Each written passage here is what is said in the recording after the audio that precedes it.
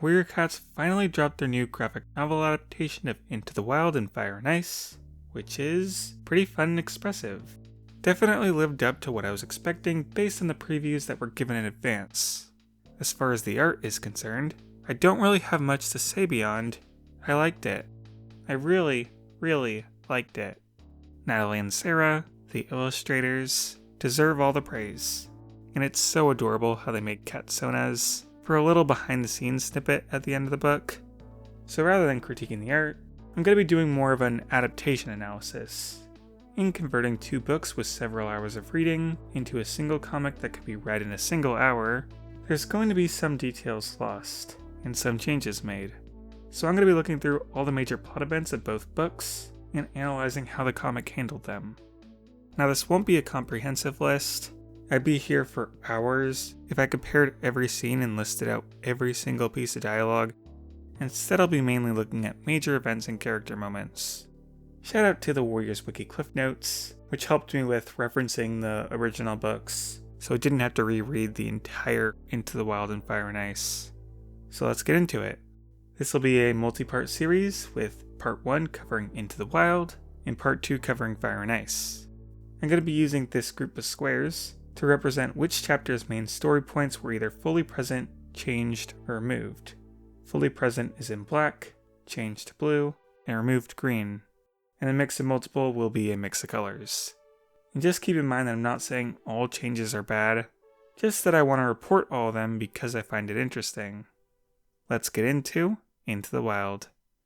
The prologue is unchanged, still having the RiverClan battle and the prophecy introduction. Chapter 1 is changed. Rusty's sister Princess is added in as one of Rusty's kitty pet friends. I believe this is so less explaining is needed when they eventually introduce Cloudkit, but later events are the same, with Rusty and Greypaw fighting, and Bluestar being impressed. Chapter 2 is unchanged, with Bluestar talking to Rusty about the clans, and eventually inviting him. Chapter 3 is partially removed. They get rid of a redundant hunting dream, and some White Storm and Lionheart docking. But the important parts, Rusty fighting Longtail and becoming Firepaw, obviously, and so is Ravenpaw's announcement. Chapter 4 is partially removed. We still see Tigerclaw introduced, Greypaw explaining StarClan, as well as Lionheart becoming deputy, but Greypaw showing Firepaw around camp, and Firepaw tasting his first prey, are gone. I do feel like Greypaw not explaining sharing tongues is going to make that phrase confusing for new readers. Chapter 5, one tiny change. Firepaw going on his first trek to ThunderClan territory is the same. Missing out on the gathering, the same. Catching his first prey, the same. But now instead of eating his prey, he shares it with others, which makes up for a scene that was missing from Chapter 4. Chapter 6. This one is both changed and removed. A spotted leaf conversation from all the way in Chapter 19 was pushed back here, and the hunting assessment from Chapters 10 and 11 was pushed back here. And in said hunting assessment, Firepaw encounters Princess instead of Smudge. All the Smudge fans are in shambles, and a hunting outing with Firepaw and Greypaw was removed.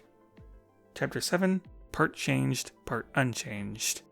Instead of finding Yellowfang on his way back to ThunderClan, where he tracks her scent after that removed outing with Greypaw, Yellowfang instead just ambushes him while he is hunting on his own. The fight that follows in Firepaw breaking the code is the same though. Chapter 8, partially removed. Fireheart gets assigned taking care of Yellowfang and being Bluestar's apprentice, but Yellowfang explaining how WindClan was kicked out was removed. Chapter 9, changes and removals.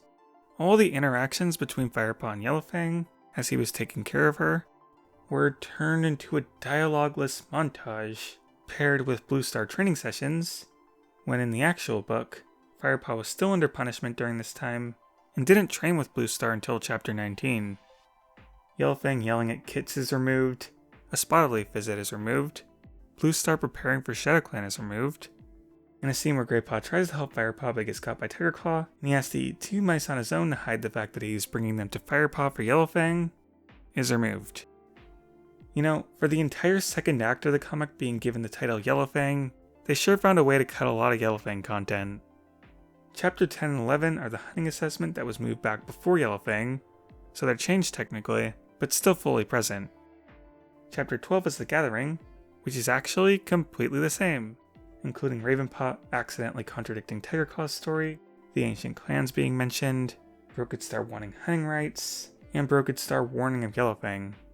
The only difference is that because of a removed scene earlier, this is now the first time we learn Wind Clan is gone. Chapter 13 is the same. Firepaw and Bluestar defend Yellowfang, and Bluestar wants to go to the Moonstone. Chapter 14 is also kept in. Firepaw has a dream of the upcoming battle, and they journey to the High Stones, crossing a thunderpath and such.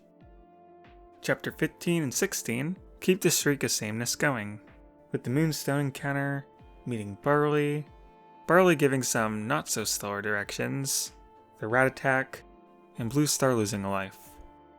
Chapter 17, almost the same, but has one key change. The Shadow Clan battle plays out the same. Yellowfang protects Kits, Lionheart and Rosetail die, Tigerclaw becomes deputy, but instead of Ravenpaw hitting at Tigerclaw taking care of Redtail, in front of everyone, acting as a big reveal, he does it under his breath, so neither Firepaw nor Tigerclaw find out that he really truly knows. Him not blurting it out probably fits better with basic logic, so that change works. Chapter 18. Same with some removals. We still have Yellowfang becoming an official clan member, and Tigerclaw starting rumors about Ravenpaw, but we have the Lionheart Vigil removed, and Tigerclaw assigning bodyguards to Bluestar removed. Chapter 19. All changed. Here we have a Spotted Leaf conversation and the Bluefire training session, which are in the comic, but both much earlier. And in the Spotted Leaf conversation in the original book, she reveals the prophecy to Firepaw, but she doesn't do that in the comic. She was just encouraging. Interesting. Chapter 20, all three. We have a moment where Ravenpaw is sent to Shadow Clan to hunt, removed, Brindleface having Kits is gone, and Bluestar confiding in Firepaw about only having 2 lives is gone. I could do without the Kits, but the Ravenpaw moment was super necessary for being the final straw for his danger level, and the Bluestar moment was important to show how much she trusted Firepaw prior to a mission she sends him on in the next chapter. But they're gone. Also, Ravenpaw originally reveals the full truth after that final straw, but that was moved back. And then the kidnapping and Spotted Leaf's death happens, and that's the one thing that remains the same. Chapter 21, almost all the same. Cats accuse Yellowfang of stealing Kits. The storm happens, so the search is called off. Bluestar secretly sends Firepaw to find Yellowfang. He brings his friends, and they eventually conclude with sending Ravenpaw off to live with Barley. The one change is that Ravenpaw revealing the full truth happens right before the routing, instead of earlier. I think Ravenpaw completely slipping in the take care of Redtail, and him being sent to Shadow Clan, were super important in solidifying his decision to go with Barley as necessary, but it's not too bad. Chapter 22, 23, and 24 are all basically the same. They find Yellowfang, who is tracking the Kits. She reveals all about Brokenstar. They separate so Yellowfang can get help from the Elders, while Firepaw gets help from ThunderClan. The battle happens.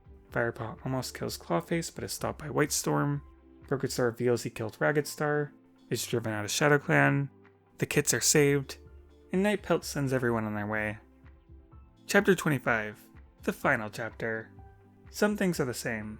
Yellowfang's innocence is proved, and Fireheart and Greystripe get warrior names, but we see Firepaw being the one to point out Clawface's fur and Spotted Leaf's claws, when it was Greystripe who did so in the original book. I think this change is fine, because Firepaw was always more invested in Yellowfang's character arc. Also, during the Silent Vigil in the original book, Fireheart breaks it because he's super worried about Tigerclaw and wants to tell Bluestar immediately, but in the comic, Greystripe breaks it because Sandpaw and Dustpaw are being brats, setting a very different tone.